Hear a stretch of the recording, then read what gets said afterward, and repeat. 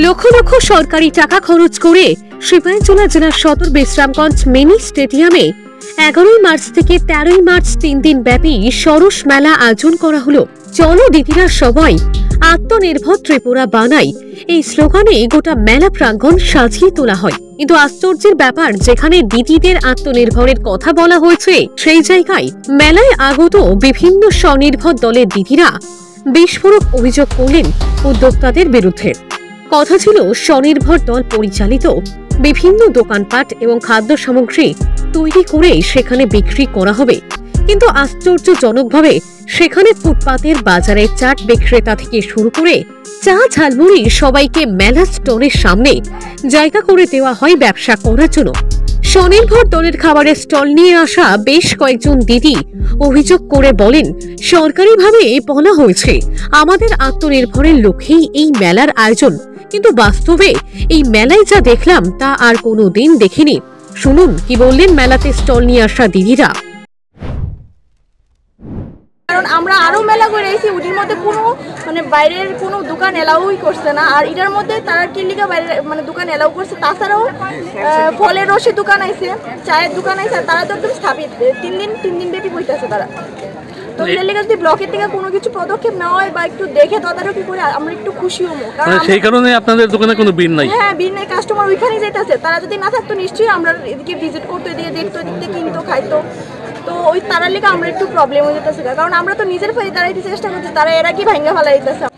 সমস্যা বলতে সরস মেলা তো জেলাভিত্তিক হয়, যেটা এসএসজির মেম্বাররা দেয়। আর এখানে এই মেলার মধ্যে 2টা আউট স্টল হয়েছে, আইসক্রিম, তারপরে আর এক্সট্রা এগরোলের স্টলও আছে, যেটা আলাদা স্টল, যার লেগে কাস্টমার তারটাতেই যেতেছে, আমার কাছে আইতেছে না।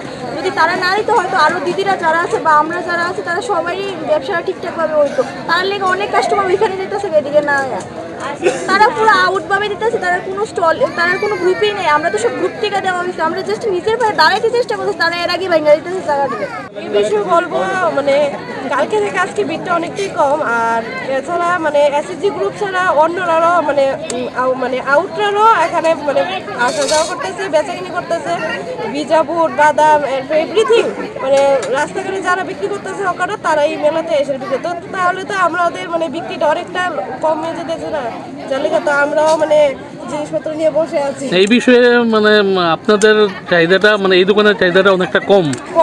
তাহলে এই ধরনের মেলা করার কি উদ্দেশ্য? প্রশ্ন তুললেন স্বনির্ভর দলের দিদিরা। এতে তো কলঙ্কিত হলেন উদ্যোক্তারা। Bureau report, news prime Tripura.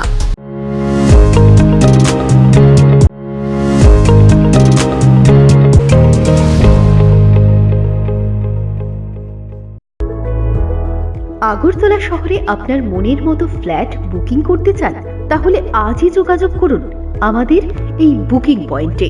2 BHK, 3 BHK, 4 BHK flat, সব ধরনের মন মাতানো ফ্ল্যাটের সম্ভার রয়েছে আমাদের কাছে। দরদাম নিয়ে কোনো মধ্যস্থতাকারী আপনি পাবেন না। ফ্ল্যাটের মালিকের সঙ্গে সরাসরি আমরা করিয়ে দেব আপনার পরিচিতি, কেননা সততাই আমাদের মূলধন।